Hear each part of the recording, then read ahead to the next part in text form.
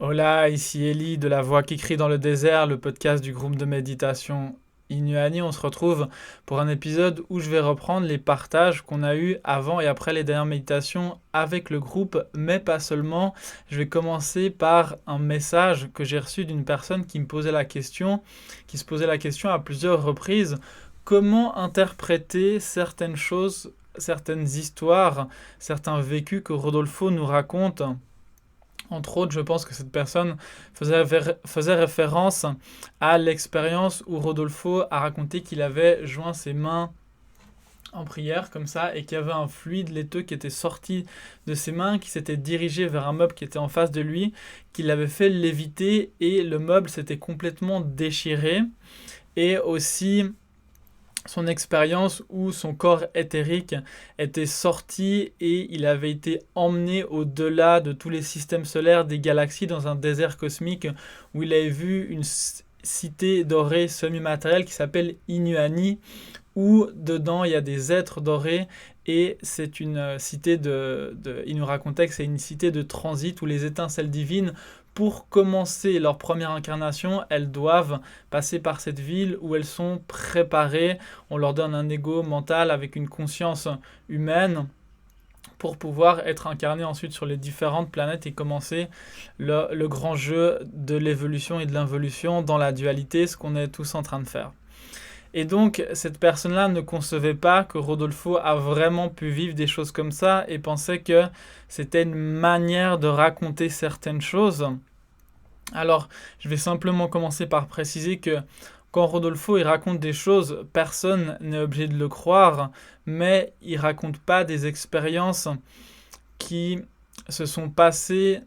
Bien sûr, il raconte certaines expériences qui sont vécues dans d'autres dimensions de conscience, mais ces deux expériences, c'est des choses qu'il a vécues dans la dualité, dans la troisième dimension, et c'est pas des histoires. Bien sûr, après, libre à nous de croire ça ou pas, si c'est tellement au-delà de ce qui est imaginable, de ce qui est possible par rapport à nos croyances, on peut le mettre de côté, chacun fait ce qu'il ou elle a envie.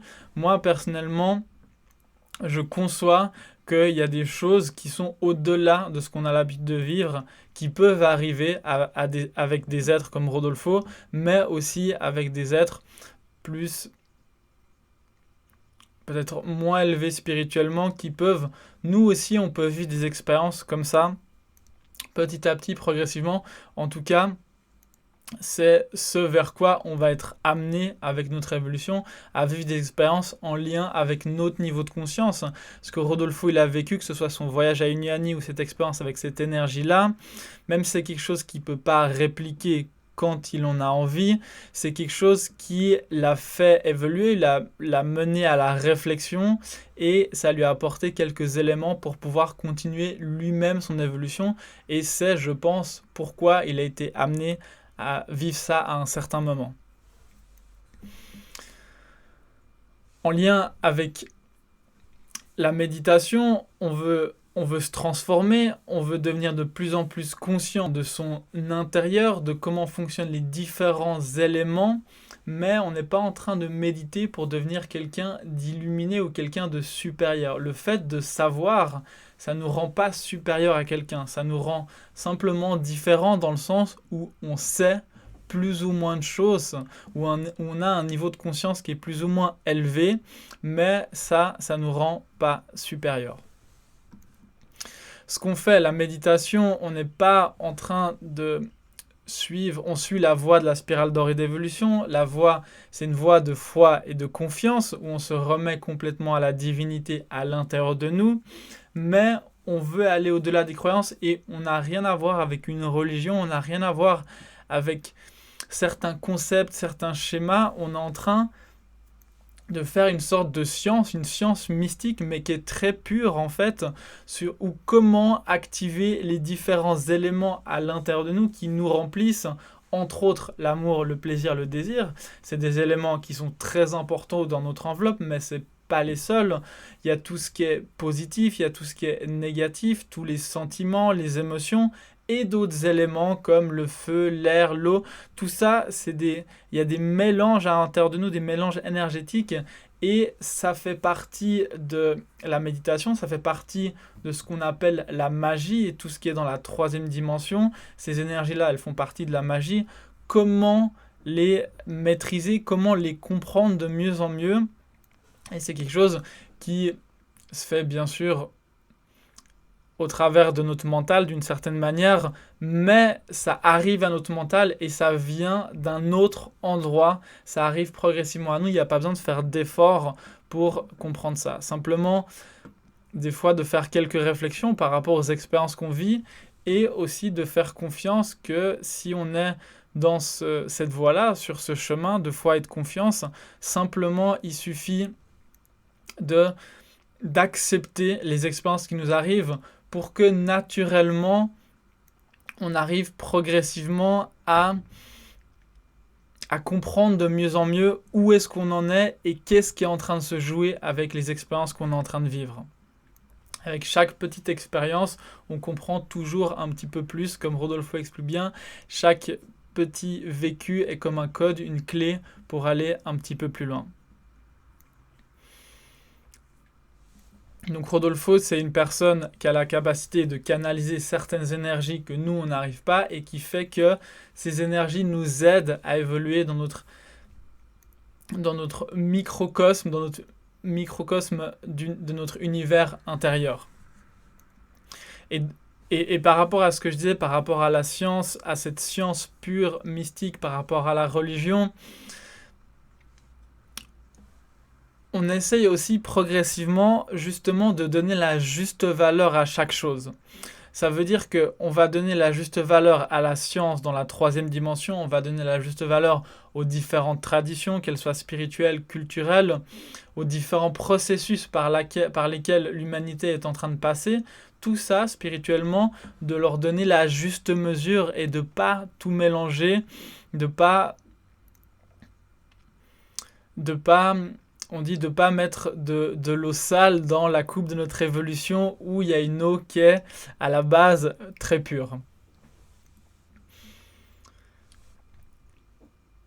On parlait du fait que d'être en transe, même si ça nous fait vivre des expériences, c'est pas quelque chose qui va nous faire évoluer parce qu'on comprend pas qu'est-ce qui est en train de se jouer. Bien sûr, on vit des expériences, bien sûr, ces expériences, ces états de conscience vont amener à faire des réflexions, vont amener à plein de choses, mais on n'est pas en train de maîtriser ce qui se passe, on n'est pas en train de comprendre, on est juste en train d'être dans un effet de quelque chose.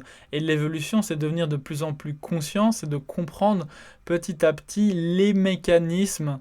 Et c'est pour ça que je parlais de juste valeur, de donner la juste valeur à la transe, de donner la juste valeur à tout ce qui est suggestion, à tout ce qui est aujourd'hui reconnu comme spirituel, il y a toujours un aspect spirituel, mais si on parle d'évolution au-delà de ce qu'on connaît, alors à ce moment-là, donner la juste valeur à cela et se rendre compte que ça ne va pas nous amener à un niveau de conscience vraiment supérieur.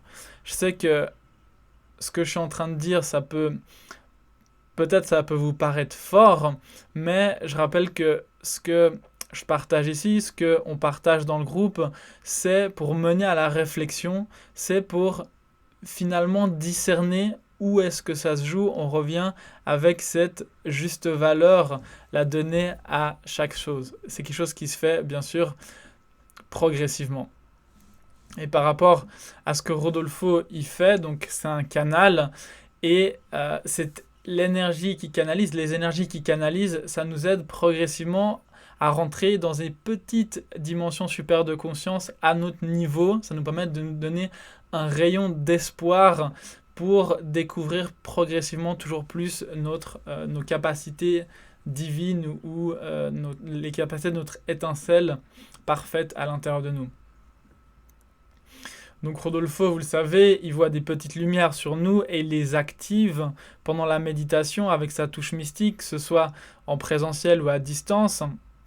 C'est une touche qui peut être physique ou alors éthérique. Et ça enclenche différents processus à l'intérieur de nous et ça nous aide pour vivre des expériences. Et ensuite, il explique que quand on commence à vivre des expériences, même s'il a été le démarreur, il a fait l'induction, il a commencé quelque chose. Ensuite, c'est nous-mêmes avec nous-mêmes, c'est nous-mêmes avec la divinité. Et la divinité nous montre ce qu'on a besoin de voir et ce qu'on est prêt et ce qui est pertinent pour notre évolution à ce moment. On parlait de la préoccupation de guérir, du fait qu'il y a des personnes qui viennent parce qu'elles ont envie de guérir et que finalement, ensuite, on se pose la question, mais donc beaucoup de personnes ont été guéries au travers des méditations avec Rodolfo, que ce soit dans son ashram, que ce soit ici dans notre groupe. On a plusieurs témoignages de personnes d'amélioration ou de guérison. Et justement, quand ça arrive, beaucoup de personnes se posent la question finalement, mais pourquoi est-ce que j'ai guéri? Et comment ça fonctionne, la magie de la guérison finalement? Et ça permet d'être humble déjà, de se rendre compte que finalement, il y a des choses mystérieuses qu'on ne comprend pas, qui peuvent se passer presque à notre insu, en tout cas à l'insu de notre conscience humaine. Et ça peut nous mener à la réflexion et nous donner envie d'aller plus loin, de comprendre pourquoi vraiment est-ce que ça s'est passé. Et ça, c'est une des portes vers l'évolution spirituelle au-delà de la guérison.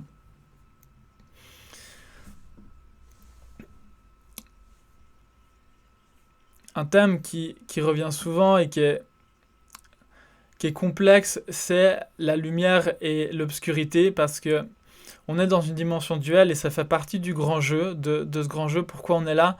Comprendre que ces deux polarités, elles ont le même pouvoir. Rodolfo, il dit que c'est comme deux colonnes magiques et qu'à un certain niveau, on arrive à mélanger les deux et qu'il n'y a plus de lumière, il n'y a plus d'obscurité. Et j'en ai déjà parlé dans un de mes précédents podcasts. Comment faire pour pouvoir utiliser ces deux forces pour notre évolution? Vous remarquez certainement que au travers de nos méditations, quand vous vous sentez bien, quand c'est agréable, vous vous laissez porter par ce qui se passe. Et il y a des expériences qui sont en lien avec. Et pareil, non, justement pas pareil. Et par contre, ça peut arriver de vivre des expériences qui sont moins agréables. Et la question, c'est comment utiliser ces énergies plus obscures, que ce soit dans la méditation ou dans la vie de tous les jours d'ailleurs, pour nous faire évoluer. Comment faire pour se faire absorber par ces énergies? C'était la question que je posais dans mon dernier podcast. Voilà, j'espère que ça vous a fait faire quelques réflexions. Et simplement le fait de se poser la question, vous allez voir que, en tout cas c'est mon expérience, simplement le fait de, par exemple dans une situation difficile où vous sentez que vous êtes en train de vous polariser, que ce soit dans quelque chose de positif ou de négatif, bien sûr, quand c'est dans le négatif, c'est là où on a plus envie de comprendre, de dire mais comment je fais pour sortir de ça, comment je fais pour utiliser cette énergie pour évoluer à ce moment-là. Et quand on commence à être plus à comprendre où est-ce que ça se joue subtilement, c'est là qu'on arrive, en se posant cette question, comment utiliser cette énergie. J'ai remarqué qu'il y a des changements de conscience qui se passent à ce niveau et je ressens que ça me permet de me rééquilibrer. Alors voilà, je ne sais pas qu'est-ce que vous avez expérimenté avec ça. En tout cas, si vous avez envie de partager, que ce soit en commentaire en dessous de cette vidéo, que ce soit après ou avant les méditations, sentez-vous libre de le faire. C'est quelque chose qui peut vous aider, mais qui peut aussi aider d'autres personnes qui pourraient peut-être se poser les mêmes questions que vous. Je vais en rester là pour aujourd'hui, pour ce podcast. Je vous remercie beaucoup de m'avoir écouté. Je vous rappelle plusieurs choses. La première, c'est que notre groupe, il fonctionne avec des donations en conscience. C'est notre seule source de soutien. Alors, si vous avez envie de nous soutenir, si vous méditez régulièrement avec le groupe, je vous invite à faire un don. Il y a un lien juste en dessous. Et si vous voulez aussi vous inscrire pour méditer avec nous, il y a aussi un autre lien. Vous pouvez cliquer et vous allez être invité à la prochaine méditation qui va être ouverte aux nouveaux, c'est très souvent les dimanches à 19h ou alors pour l'heure européenne ou alors à 13h pour le Québec. Je vous dis à tout bientôt pour un prochain podcast.